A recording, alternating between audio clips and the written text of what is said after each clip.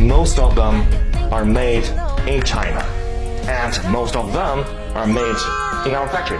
Yeah, I'm telling you. But why these luxury brands never tell you that? Because they are trying to pretend to be products of some sophisticated European countries like Italy or France. We are going to be successful.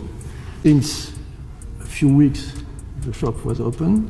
We sell the most expensive products in a country where everybody was going by bicycle. Saw a slowdown and a contraction in the global luxury market. About 50 million people either opted out or were forced out of the luxury market over the past 2 years. I do feel people started to get tired of purchasing products and realized that we just bought too much. And it didn't really make us happier.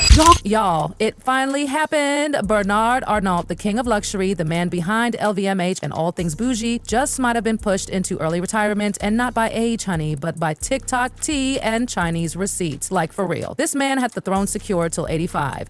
LVMH's board literally blessed him with a full runway to ride luxury fashion into the next decade. But baby, at just 76, Bernard might be hanging up those tailored suit jackets. It's not because he's repping for golf. Nope. It's the smoke, the backlash, the truth finally clawing its way through all the designer labels. TikTokers from China have been going absolutely feral, dropping bombshells that these iconic French-made luxury goods are actually being churned out in Chinese sweatshops. And not just any production, y'all. We're talking 1,000% markup type scams. Like they make the stuff for pennies, sew a button in Italy, slap on made in Italy like it's magic fairy dust. And then, boom, they're selling it for thousands. It started with Hermes, and now, oh, baby, it's Louis Vuitton's turn in the hot seat. Grab your tea, sit your designer-wearing self down, and buckle up because this is the scandal that's making all our closets feel like crime scenes. Let's start at the top. The Italian government is not playing. They literally came for Dior, LVMH, and Armani all in one swoop, like the fashion police just busted down the runway doors. Lawsuits were filed, heads were turned, and the receipts started rolling out. These brands were straight up lying about where their stuff was made, and we're not talking gray area lying, we're talking flat out deception. Imagine this. You picture a sweet Italian artisan in a cobblestone village hand sewing your $6,000 0-cent handbag, but in reality, that bag was mass produced in China. Then Dior flew it to Italy, stitched on a strap, and said, "Voila, it's luxury, babe." Make it make sense. And it gets worse. Back in June 2024, the Italian courts dropped a bomb. They placed Dior's production arm, Dior SRL, under full court control. Why? Because prosecutors found out they were outsourcing work to these teeny Chinese-owned factories like Pelletteria, Elizabeth Yang, SRL, and New Leather Italy, SRLS. And the labor conditions? Absolutely horrifying. Workers were pulling insane hours, no breaks, no protections, not even proper places to sleep. People were literally crashing at their sewing machines to meet quotas. Like Dior out here charging $6 0 K for a purse while their workers can't even afford a bed. Be serious. Cost Dior less than 60 euros to make a handbag that it sells for nearly 3,000 euros. That's what Italian authorities found out when they raided factories making products for Dior and other fashion brands like Armani. And guess what? It's not just Dior. This is the luxury industry's dirty little secret. Literally, they sell you dreams of heritage, elegance, and craftsmanship, but behind those velvet curtains, it's cost-cutting chaos. Every stitch you thought was lovingly sewn by an old-world artisan might have been done in a dimly lit workshop by someone making less in a month than you spent on your belt. Right after those lawsuits made headlines, Reuters came swinging with tea so hot it practically scalded the entire fashion scene. Did y'all? Prepare your spirit. They exposed that LVMH was exploiting Chinese workers, not just in China, but in hidden factories right there in Italy. Oh, and get this. These workers didn't even have legal papers. They were working 15 to 18-hour shifts, sleeping beside machines, living inside the factory like prisoners, all so the rich could flex their designer dreams. The bombshell? A $2,780 0 Dior bag was being made for just $57 0 $57. Can you imagine paying nearly $3,000 for something that costs less than a dinner at Cheesecake Factory to produce? And the worst part? It doesn't stop at Dior. Let's talk about that $1.50 Louis Vuitton never full bag that's all over your feed. You know the one. Every influencer and their dogs got one. Well, buckle up. It costs just $50, 0 cents to make. Okay, let's go.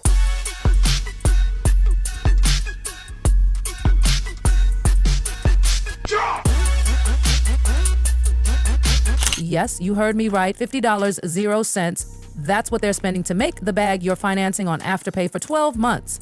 And this ain't a theory. Insiders and investigators have been screaming about this 1,000% markup for years.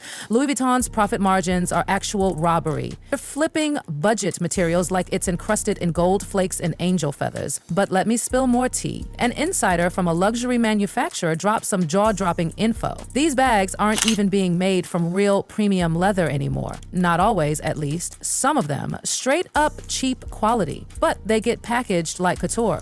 The chip came out. A little over 1 square foot of vaqueta leather came out, 2 different finishes. The best vaqueta leathers in the market is $7, $8. At their level, let's give them $10. And you need 2 square foot. So $20 for the leather, $5 for the materials, inner linings, fabrics, authentication, chip, and $10 for the labor. And that whole fantasy of wise old Italian men crafting bags under the Tuscan sun, throw it out. That image is gone. These bags are being stitched in dingy workshops by exhausted workers getting paid less than minimum wage. It's not cute, it's not elegant, it's exploitation. Dressed up in a monogram that $1,500, 0 cents, never full, probably costs less than your monthly phone bill to make. And it was sewn together by a worker living in what basically amounts to a labor prison, and LV has the audacity to slap a 1,000% markup because they know you'll pay for the flex. And you did. But now, it's the TikTok generation that's coming for blood. China said, we're done being your secret labor force. And the creators, they're not whispering, they're roaring. One name shook the entire industry, Wang Sen. This man didn't just talk. He showed the factories. He walked through workshops with actual workers sewing what looked suspiciously like Dior, Louis Vuitton, and Gucci bags. And baby, the resemblance was uncanny. You recognize this style, this bag? Of course you do. For the past more than 30 years, we have been OEM factory for most of the luxury brands around the world. Gucci, Prada, Coach, Louis Vuitton, you name it. But for this, I am not proud because we were only making our wages. The profit margin for the people who are actually making the bags are very low. And right after Wang Sen's videos start going viral, boom, TikTok started deleting his accounts like they were in panic mode. Wiped clean. Not once, not twice, multiple times. But the damage already done. The Chinese fashion girlies had already pivoted. They jumped to other apps like Dow and DHgate, and it was over. These platforms blew up on the app charts. Sellers started flooding feeds with luxury dupes. Y'all, these weren't your average products. These were same factory products. These were same factory products, like possibly made from the exact same materials. The receipts? LA'd out, side-by-side comparisons, quality tests, stitch-by-stitch breakdowns. People were gagged. Some even switched their whole wardrobes after seeing how close the dupes were to the originals. Okay, so with all of the hype about the Chinese-made bags versus in-factory bags, so this is one on the go Louis Vuitton that I bought from DHgate. And then I also bought it from the actual store. Of course, some folks cried, Chinese propaganda, but baby, those factory videos and screenshots told a different story. The embarrassment was real. And for these luxury brands? Devastating. Still, not everyone drank the tea without squinting. Fashion insiders raised a good question. Would a real supplier ever risk this? Because let's be clear, luxury contracts come with NDAs thicker than a Birkin. If a legit factory leaked even a grain of info, they'd be sued into oblivion. So what gives? Well, here's what people are saying. A lot of these viral videos might be showing overruns or high-end dupes, meaning they look identical, might even use the same materials, but technically they're not brand approved. Like getting the real recipe, but made in someone else's kitchen. You feel me? But here's where it gets wild. These Chinese manufacturers, they're not waiting around anymore. They've woken up and they're flipping the script. Why work for scraps when they can sell the same bags directly? No brand names, no fake glam, just raw. Quality goods at a fraction of the cost. Now you know China made everything, but 90% of the websites they are telling you now is not even in English. Here are 3 better websites that actually work for you. For light industry and daily use, go to madeinchina.com. Founded in 1998, leading B2B portal. Many well-established factories have opened stores on this platform. Imagine scoring the exact same leather, same stitch, same everything for $300, 0 cents. What are we even paying for anymore? A logo? This is the start of a revolution, y'all. Luxury's long-standing illusion is cracking, and for the first time, the public's watching it unravel in real time. LVMH's image, their legacy, that so-called trust they built over decades, it's all hanging by a thread. This isn't just a scandal. It's an unraveling of the entire fashion fantasy. The public feels betrayed, scammed, lied to. And at the heart of it, Bernard Arnault, the architect of this empire. And guess what? Word on the street is, he's done. The first time in 91 I arrived in Beijing, there was no car, only bicycles. And we were opening the first Louis Vuitton shop. Imagine being the wealthiest man in the world, only to have it all come crashing down because TikTok called your bluff. The fantasy is shattered. The empire is... Now, Bernard's trying to spin it. Oh, I'm retiring because of age, or time to be with family. Girl, no, we see through that. You don't quit while your billion-dollar brand is on fire. Unless the heat's too much to handle, let's be real. Bernard Arnault stepping down right now? That's not graceful retirement. That's abandoned ship before it sinks. LVMH is spiraling and fast. And the TikTok receipts didn't just rattle a few feathers, they shook the foundation of luxury culture itself. For decades, LVMH sold the illusion of elegance, class, and European superiority, but baby, that illusion just got hit with a factory flashlight and a 4K camera. People who once wore Louis Vuitton-like armor are now hiding their bags. TikTok videos roasting luxury brands are going viral every single day. And it's not just angry teens. Professionals, fashion insiders, even former employees are coming forward. And here's the brutal irony. All this tea didn't come from some massive documentary or breaking news expose. It came from everyday creators with iPhones walking through shady workshops and asking questions the big outlets ignored. This isn't just a PR crisis, it's a full-on identity crisis for luxury fashion. Let's rewind a second. Think about what we've uncovered. Dior's $2,780 0 cents bags made for $57 0 cents. Louis Vuitton's $1.50 Neverfull bags produced for $50 0 cents. Workers living in factories sewing until they collapsed with no legal protection. Fake made in Italy labels slapped on after one button gets stitched. TikTok creators banned for exposing the truth. Factory leaks showing look-alike dupes made with the same materials. And now,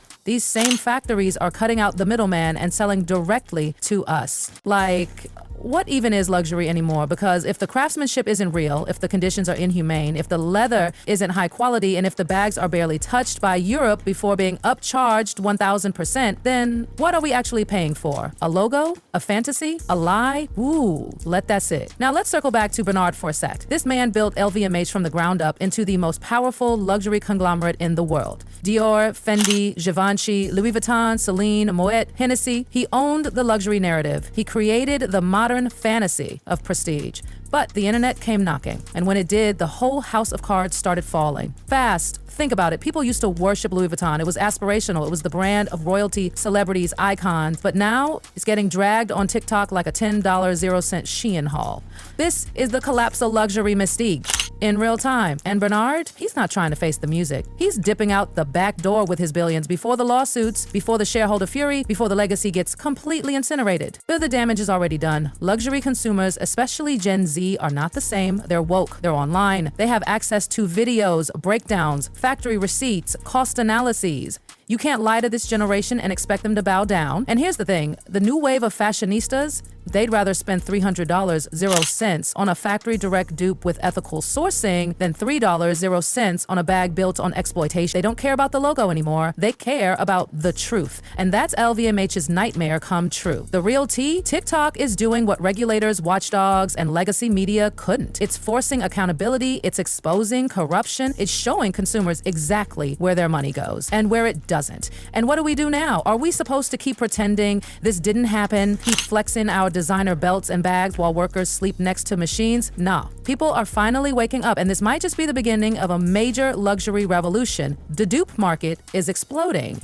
DHgate and Tao are thriving. Consumers are educating themselves. They're watching Wang Sen's videos like documentaries. They're comparing stitch quality. They're choosing ethics over aesthetics. And guess what? They're not just angry, they're empowered. They're questioning everything: the value of brands, the lies they've been sold, the fantasy that if you spend enough money, you'll somehow become worthy of admiration. But when the luxury mask comes off, what are we really left with? A sad little bag that cost $50, 0 cents, and was made in hellish conditions, marketed to you as a symbol of success. Chilly? It's embarrassing. And now the brands are scrambling. They're hiring crisis PR firms, scrubbing search results, deleting TikToks, issuing vague statements about committing to transparency and reviewing supply chains. But baby, the receipts are out. The screenshots have been taken. The factory videos are archived. This isn't going away with one press release. This is years, decades of deceit boiling over.